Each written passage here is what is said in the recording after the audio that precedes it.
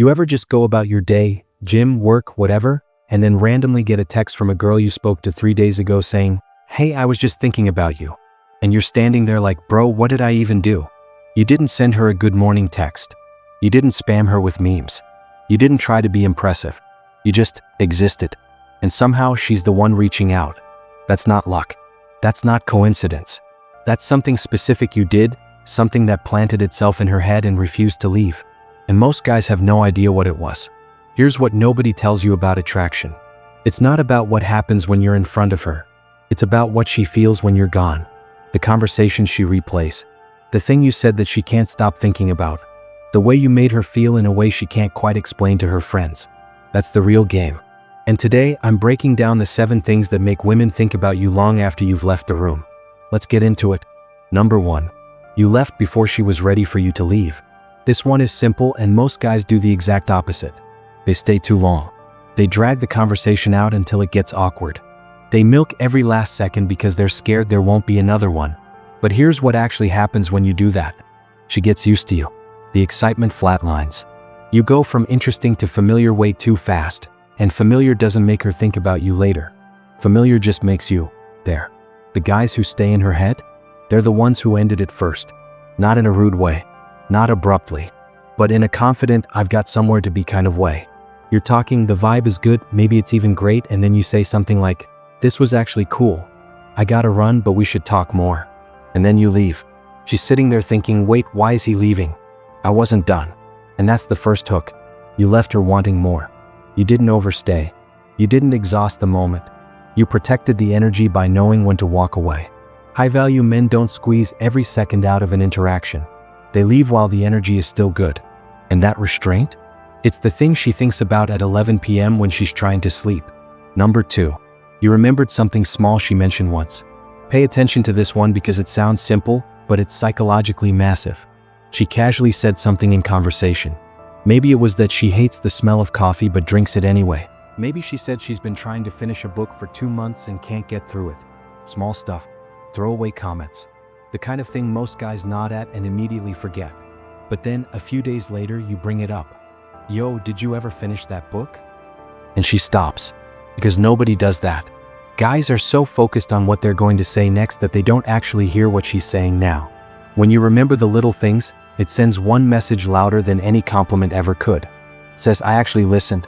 Not to be polite. Not to fill the silence. I was actually present with you. That feeling of being truly heard? Women chase that. It's rare. And once she experiences it with you, your name starts coming up in her head in quiet moments. Because you made her feel seen, not performed for. Number 3. Your opinion wasn't for sale. Here's a trap almost every guy falls into. She says something, he disagrees, and immediately he walks it back. Oh no, yeah, you're right actually. I see what you mean. Yeah, that makes sense. He folds. Not because she changed his mind. Because he'd rather agree than risk conflict. And she notices. She always notices. Women are not attracted to men who agree with everything they say. Sounds counterintuitive, I know. But think about it from her perspective. If you fold every time there's the slightest resistance, what does that tell her about you? It tells her your opinions don't have roots. They're just floating around waiting to match whoever's in the room. That's not attractive. That's just mirror energy. The man who stays in her head is the one who pushed back. Calmly. Without ego. Just confidently held his ground. She says a movie was terrible and you loved it. Don't fold. Say, nah, I actually think that movie was great. Your taste might just be wrong on this one. Smile. Mean it. Move on. She'll laugh. She might argue.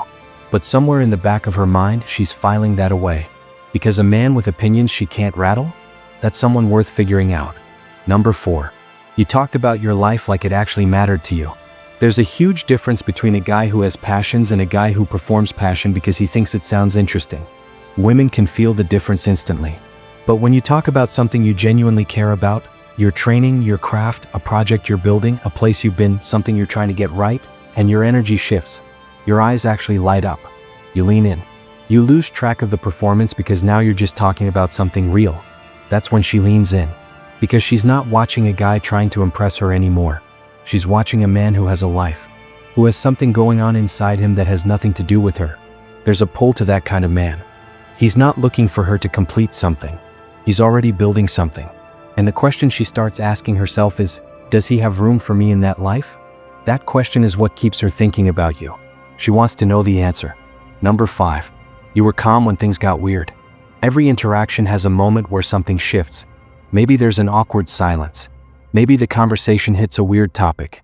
Maybe she says something unexpected to see how you react. Most guys panic in that moment. They fill the silence too fast. They over-explain. They laugh nervously and redirect. They basically broadcast, I am uncomfortable and I need this to be normal again. And that nervous energy? She absorbs it. The moment stops feeling safe.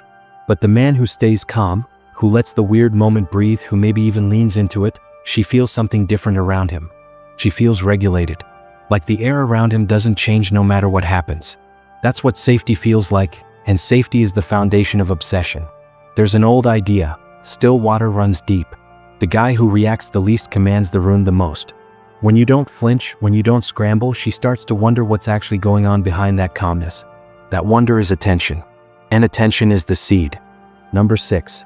You had somewhere to be and you were actually going there. Here's one that gets overlooked constantly. A man with a schedule. A real one. Not one he manufactured to seem busy, but one he actually cares about. He's got a workout at 6. He's got a call at 8. He's got something he's working on and he's not going to cancel it because a conversation got interesting. That's not cold. That's identity. And identity is magnetic. When a guy drops everything the moment she shows interest, she might feel flattered for a second. But underneath that, she's calculating. She's thinking, what does this guy actually value? And the answer she's picking up is her. Which sounds good on the surface but actually creates a problem. She doesn't want to be the most important thing in your life before she's even earned a place in it. That's pressure.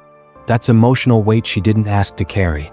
But the man who says, hey, I actually have to wrap this up, but I want to continue this, and then actually goes and does his thing, she's the one reaching out next.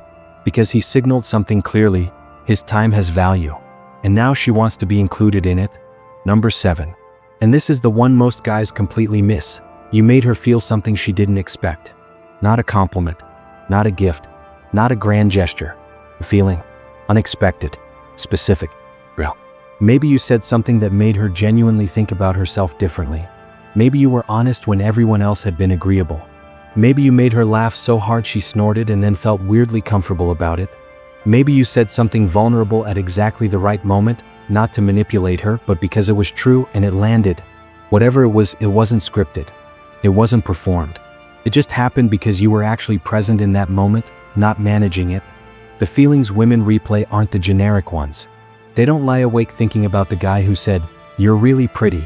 They lie awake thinking about the guy who said something that made them feel genuinely understood. The guy who saw past the surface and responded to what was actually there. That's the moment that sticks. That's the thing she tells her friend about. That's why your name is still in her head 3 days later when nothing is prompting it. You weren't trying to be memorable. You just were. Because you were real, grounded, present, and fully yourself. And that combination is rarer than any pickup line or strategy ever invented. Look, man, here's the actual takeaway from all 7 of these. The common thread isn't tactics. It's not techniques you memorize and deploy. It's a version of you that's developed enough to be genuinely interesting, genuinely present, genuinely unbothered. Women don't think about the guy who tried the hardest.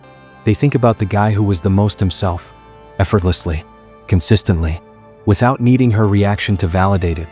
You can't fake that, but you can build it. One habit at a time, one honest interaction at a time, one moment where you chose to stay grounded instead of spiraling. And the wild part?